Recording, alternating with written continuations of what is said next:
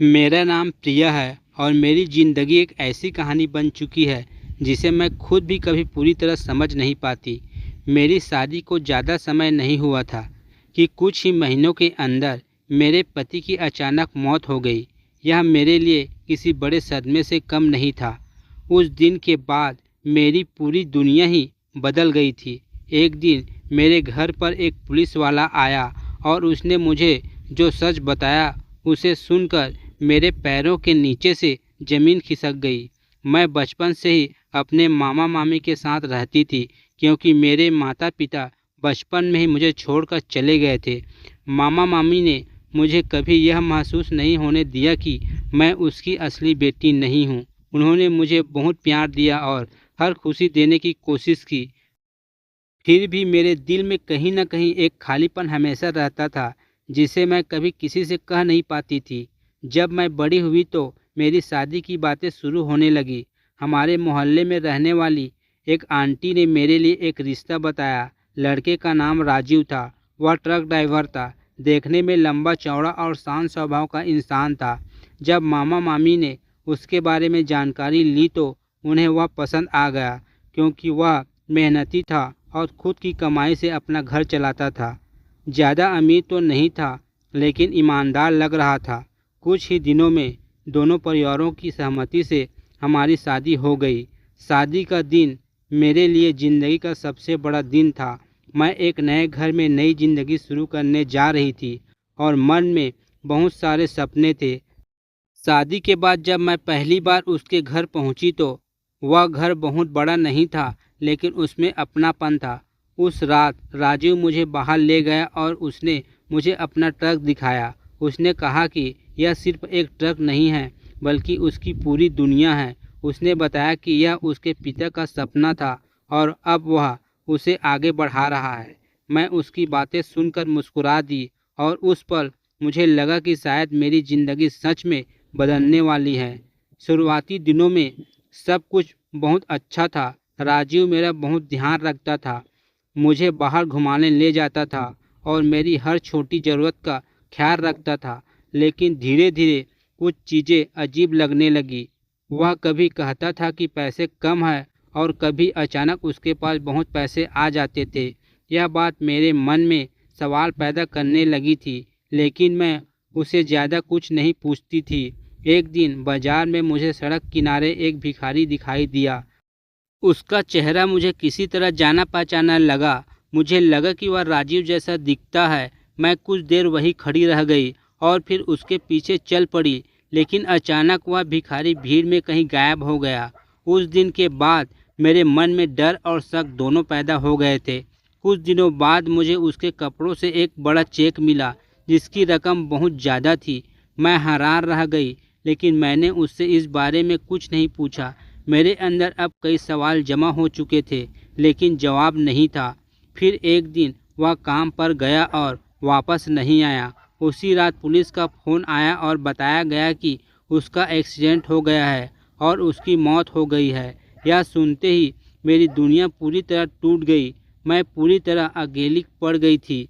उसके बाद उसका छोटा भाई रवि मेरे साथ रहने आ गया, लेकिन उसका व्यवहार मुझे अजीब लगने लगा। वह अक्सर फ़ोन पर छुपकर बातें करता था और एक दिन मैंने उसे कहते हुए सुना कि किसी को रास्ते से हटाना है।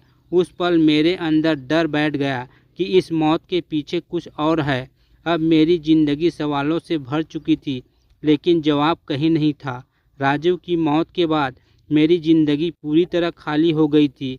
हर दिन मुझे लगता था कि मैं किसी अधूरेपन के साथ जी रही हूँ।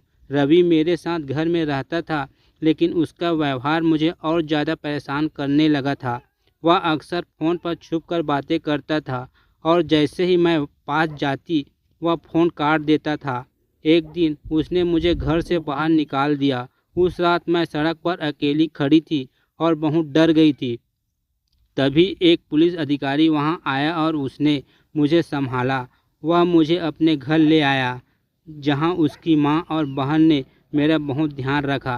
पहली बार मुझे लगा कि कोई अपना भी हो सकता है। उस पुलिस अधिकारी का नाम राज था। कुछ दिनों बाद उसने मुझे बताया कि राजीव के केस की जांच चल रही है और कुछ ऐसे सबूत मिले हैं जो यह साबित करते हैं कि यह सिर्फ एक एक्सीडेंट नहीं था, बल्कि एक साजिश था। यह सुनकर मैं चौंक गई और अंदर से टूट गई, लेकिन साथ ही मुझे यह भी महसूस हुआ कि सच धीरे धीरे सामने आ रहा है।